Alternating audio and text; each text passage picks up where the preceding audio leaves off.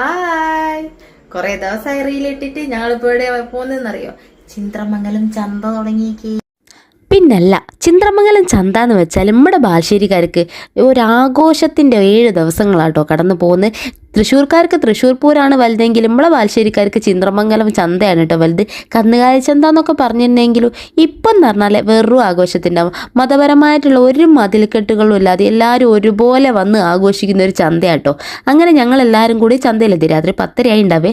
അപ്പോൾ കാഴ്ചയ്ക്ക് ഈ കാണുന്ന സാധനത്തിലൊന്ന് കയറണമെന്ന്. ഇതിൻ്റെ പേരെന്താണെന്നൊന്നും എനിക്ക് അറിയില്ലെങ്കിലും ഓനിങ്ങനെ തുള്ളി തുള്ളി ഇറങ്ങി വരുന്നത് കാണാനും എനിക്കതിൽ ചാടിക്കയറാനും ഭയങ്കര ആഗ്രഹം ഉണ്ടായിരുന്നു. പിന്നെ ഓരോ കാഴ്ചകളൊക്കെ കണ്ട് എൻ്റെ ഫേവറേറ്റ് ഒരു ഐറ്റം ഇതാ കടന്ന് വരുന്നുണ്ട് കേട്ടോ. എന്താണെന്നറിയോ? വേറെ ഒന്നല്ല, ഈ ചോളം ഇതിങ്ങനെ പുഴുങ്ങി വെച്ച് ആവി പറക്കും. ഞാൻ അതിൽ അച്ചാറൊന്നും തേക്കില്ല, വെറുങ്ങനെ വാങ്ങി ഞാൻ കടിച്ചങ്ങനെ തിന്നു. പിന്നെ ഏറ്റവും കൂടുതൽ എനിക്ക് ഇഷ്ടപ്പെട്ടത് ഈ വീഡിയോ ഞാൻ ഇടാൻ തന്നെ കാരണം എന്ന് പറയുന്നത് ഈ ഒരു ചെറിയ മോളാട്ടോ. ആളെന്ന് പറഞ്ഞാൽ ആളുടെ ലോകമാണത്. ഓൾ ഡാൻസ് കളിക്കുന്നുണ്ട്, പാട്ട് പാടുന്നുണ്ട്, ആൾക്കാരെ കൂടെ നിൽക്കുന്നുണ്ട്.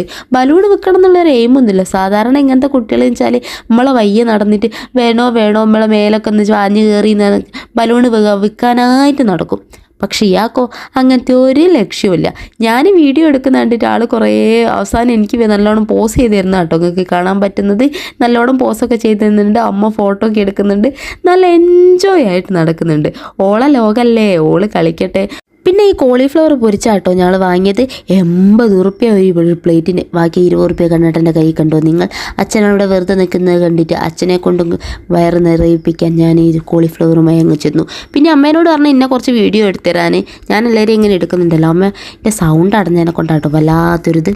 കണ്ണേട്ടനും കാശും കൂടി എങ്ങോട്ടോ ഐസ്ക്രീം എറ്റാൻ വാങ്ങാനായിട്ടെന്ന് പറഞ്ഞങ്ങ് പോയിക്ക്. അവസാനം ഞാൻ അച്ഛനെയും കൂട്ടി ബാക്കി മുഴുവൻ തിന്നു തീർക്കാനുള്ള ശ്രമത്തിലായിരുന്നു. പിന്നെ നമ്മുടെ ഗേൾസിൻ്റെ ഫേവറേറ്റ് സ്പോട്ടിലേക്ക് എത്തി, കമ്മലിൻ്റെ സെക്ഷൻ. വാങ്ങിയ ചോളവും കടിച്ചു പറിച്ച് തിന്നുകൊണ്ട് വരുന്നതാട്ടോ നിങ്ങളിപ്പോൾ. അപ്പോൾ ഓക്കെ, ബൈ.